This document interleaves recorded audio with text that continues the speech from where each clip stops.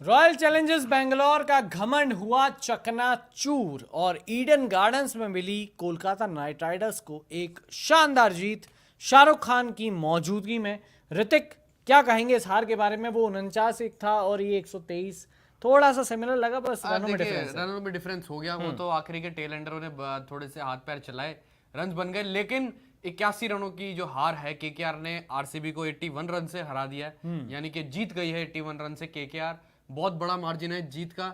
और जिस हिसाब से देखिए टॉप ऑर्डर को केकेआर के स्पिनर्स ने पूरा धाराशायी कर दिया, जिस हिसाब से हमारे टॉप तीन, आरसीबी के टॉप तीन, हमारे क्या आरसीबी के टॉप तीन अगर आप देखें तो विराट कोहली, फाफ डुप्लेसी और 3 नंबर पे कौन बल्लेबाजी, ग्लेन मैक्सवेल आए थे। नहीं, नंबर 3 पे इस बार भेजा था उन्होंने अपने कौन से खिलाड़ी को भेजा था? चलिए वो नंबर तो 3 आप बात करेंगे उनकी, ग्लेन मैक्सवेल की। अगर आप देखें तो ग्लेन मैक्सवेल, विराट कोहली और फाफ डुप्लेसी तीनों क्रॉस बैटेड शॉट खेलते हुए आउट हुए स्पिन के अगेंस्ट। और विराट को तो सुनील नारायण ने बोल्ड किया और डुप्लेसी को वरुण चक्रवर्ती ने बोल्ड किया, लेकिन मैक्सवेल को जो बोल्ड किया था वरुण चक्रवर्ती ने। लेकिन मैक्सवेल है क्या? शब्द शुरुआत में नए नए आए थे मैक्सवेल, नया नया उन्होंने क्रिकेट खेलना शुरू करा था ऑस्ट्रेलिया के लिए।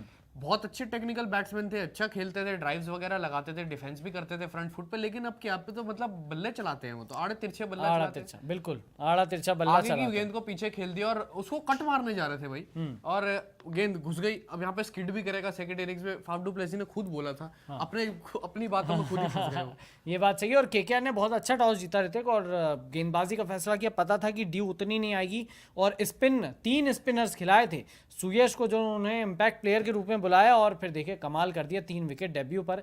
ना बंदे ने फर्स्ट क्लास मैच खेला है, ना T20 मैच खेला है, ना लिस्टे मैच खेला है। डायरेक्ट आईपीएल में 19 साल का लड़का आरसीबी के सामने, जहां विराट, फाफ डुप्लेसी की टीम है, उनके सामने ऐसा प्रदर्शन, मजा आ गया। और आज के खैर मैन ऑफ द मैच तो अपने भैया लॉर्ड ठाकुर बनेंगे। बिल्कुल लॉर्ड ठाकुर बनेंगे। विकेट भी उन्होंने जो बल्लेबाजी करी है, देखिए केकेआर की टीम जो है संकट में थी, बहुत जबरदस्त संकट में थी। कुछ 89 फॉर 5 हो गई थी 11 ओवर के बाद। रसल आउट हुए, फिर उसके बाद देखिए शार्दुल आते हैं, शार्दुल पार्टनरशिप करते हैं। देखिए 50 गेंदों में 103 रन की पहली बात तो। और जिस हिसाब से वो बल्लेबाजी करते हैं रिंकू के साथ, रिंकू ने खैर बहुत इंपॉर्टेंट पारी खेली 40 रनों की 33 गेंदों में। दोनों ने जो है पार्टनरशिप बनाई। देखिए आरसीबी की गलती थी गेंदबाजी। आप देखिए एक टीम को आप 5 विकेट रिस्ट्रिक्ट कर देते हैं, एक टीम को आप 5 विकेट ले लेते हैं इतनी जल्दी 11 ओवर तक, और फिर उसके बाद इतने रन दे देते हैं आप, इतने ज्यादा रन्स। और आपकी डेथ बॉलिंग आपको पता लगी गया होगा कैसी है, क्योंकि रिस्टोपले अब तो बाहर हो गए और भी संकट में। जॉश हेजलवुड तो देखिए मुझे लगता है 17 अप्रैल के आसपास आएंगे। 14 अप्रैल की तो आएंगे यहाँ पर, आरसीबी से जुड़ेंगे, खेलेंगे वो 17 से। और कहीं ना कहीं वनिंदु हसरंगा भी नहीं है, और सिराज हैं, सिराज अकेले 4 ओवर डालेंगे।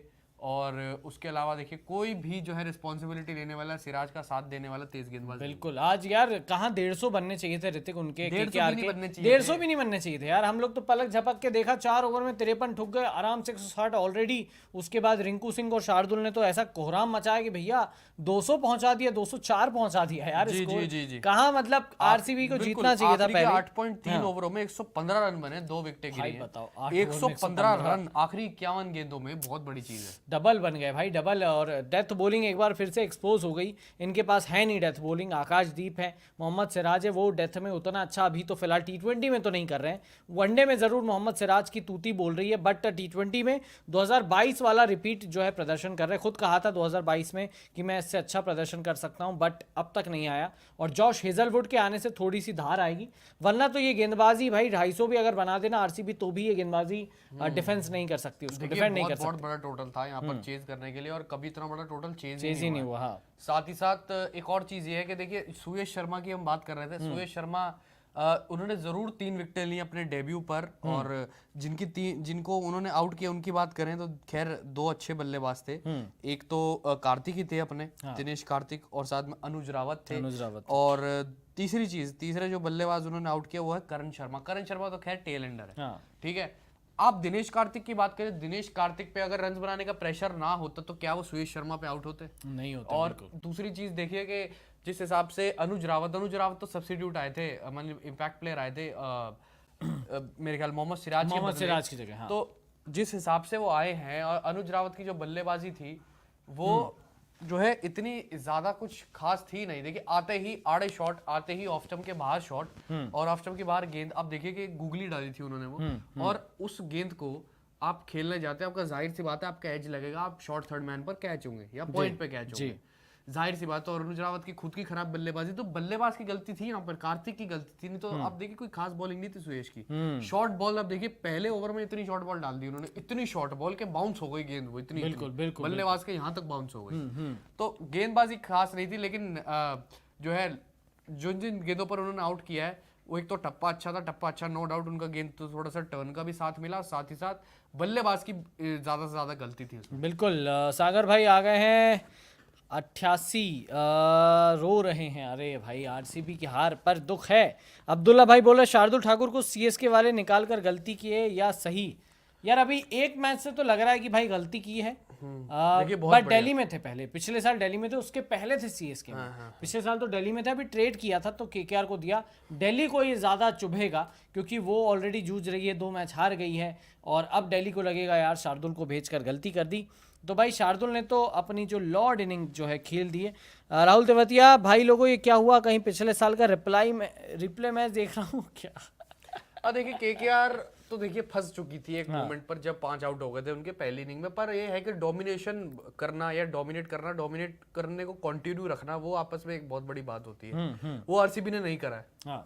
आरसीबी ने बहुत खुले रन्स दिए हैं, और जहां पर वो पकड़ बना सकते थे बना नहीं पाए, और उन्हीं का खामियाजा उनको भुगतना पड़ा है जी। आपके बल्लेबाजों ने स्टेप अप नहीं करा आपके लिए, Virat, Glenn Maxwell, Faf du Plessis, और इन सब ने क्रॉस बैटेड शॉट्स खेले, जबकि उनको सीधा खेलना चाहिए था। साथ में उसके बाद के जो बल्लेबाज है, देखिए माइकल ब्रेसवेल तो खैर एंड तक ही मेरे ख्याल टिक कर गए, नहीं माफ कीजिए, डेविड विली, माइकल ब्रेसवेल भी देखिए नंबर 3 पे ही आए थे जी, वो शार्दुल ठाकुर का विकेट बने थे।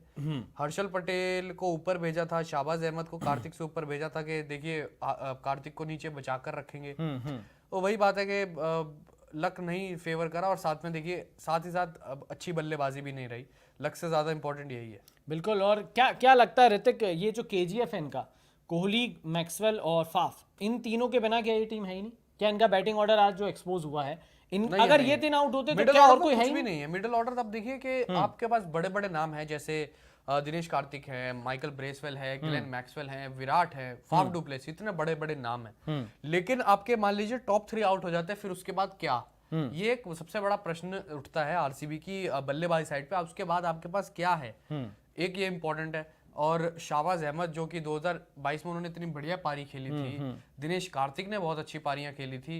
अब जो है प्रेशर बिल्डअप होता जाएगा, आप ऐसे ही बहुत चीप तरीके से अपनी विकेट देते जाएंगे, और सुयश जैसे गेंदबाजों को विकेट देते जाएंगे। इसमें हम कोई निंदा नहीं कर रहे सुयश की, सुयश अनडाउटेडली जो है आगे जाकर बहुत अच्छे गेंदबाज बने, हम तो यही चाहते हैं आगे जाके उनको बहुत अपॉर्चुनिटीज मिले। लेकिन आज जैसी उन्होंने गेंदबाजी करी, लगातार शॉर्ट डिलीवरीज डाली हैं जी, वो इतनी खास गेंदबाजी जो उनकी लगी नहीं मुझे। बिल्कुल जो है लगी नहीं, और मतलब गजब आज तो उड़ा दिया, गर्दा उड़ा दिया केकेआर ने। 123 पर ऑल आउट किया, 81 रन से एक बड़ी हार, और कोलकाता जो है एकदम से उछलकर 7वें से डायरेक्ट तीसरे पे, और आरसीबी 7वें से तीसरे से उछलकर 7वें पर। तो जो ऊपर जाता है वो नीचे आता ही है, ये आज साबित कर दिया आरसीबी ने।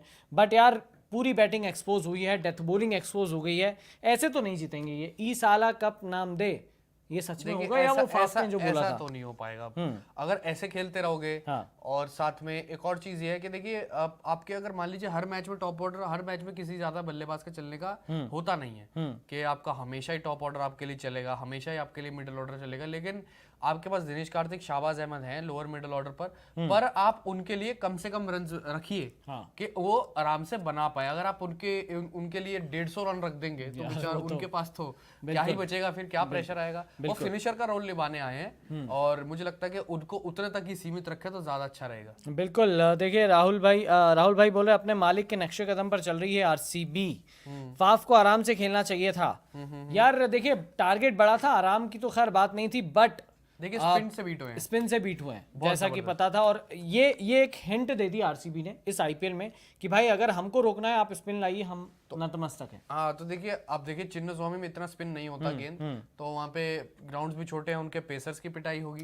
साथ ही साथ फिर उसके बाद आपकी जो है आपके पास सब ठीक है, बड़े नाम है बल्लेबाजों में, आपके पास गेंदबाजी में थोड़ी सी जो है धार कम है जी। उस चीज को जो है मेंटेन यहाँ पर करना और पड़ेगा। और लाइव पिक्चर्स जो आ रही हैं स्टेडियम से वो ये है कि अभी किंग खान और किंग कोहली का मीटअप हुआ है।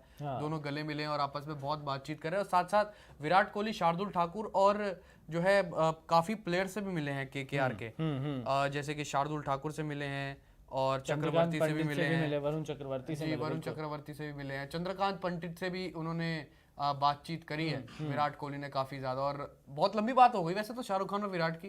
क्या किस बारे में बात चल रही है कि हु इज द बेस्ट? बिल्कुल, who is the best. Twitter पर जो who is the famous, who is the number 1, Twitter पर जो वॉर चल रहा था अभी कुछ दिनों पहले, क्या उसके बारे में जिक्र हो रहा है कि अरे यार फालतू लोग हैं यार, मतलब हर कुछ उठा के पोल चला देते हैं, ट्वीट करने लगते हैं और अननेसेसरी लड़ने लगते हैं। एक बोलता है भाई विराट का नाम तो ऑस्ट्रेलिया में सारे लोग जपते हैं, एक बोलता है दुबई में क्या बोलते हैं अपने उस बुर्ज खलीफा पे उनका बर्थडे के ऊपर वो चलता है, कभी विश चलता है, कभी ट्रेलर चलता है। अलग अलग दोनों बहुत बड़े ब्रांड है, दोनों सुपरस्टार हैं यार, दोनों इंडिया के दोनों बहुत बड़े ब्रांड है। विराट कोहली एक तरफ और अब शाहरुख खान एक तरफ, इनको पूरी दुनिया जानती है, बहुत भारत का नाम रोशन करा है दोनों ने। पर मुद्दे पर आते हैं वापस तो देखिए 81 रन का जो मार्जिन होता है बहुत बड़ा होता है दिव्यांशु, और मुझे लगता है कि इस चीज को आप आगे आने वाले टाइम में जो है इस पर दोबारा देखना नहीं चाहेंगे।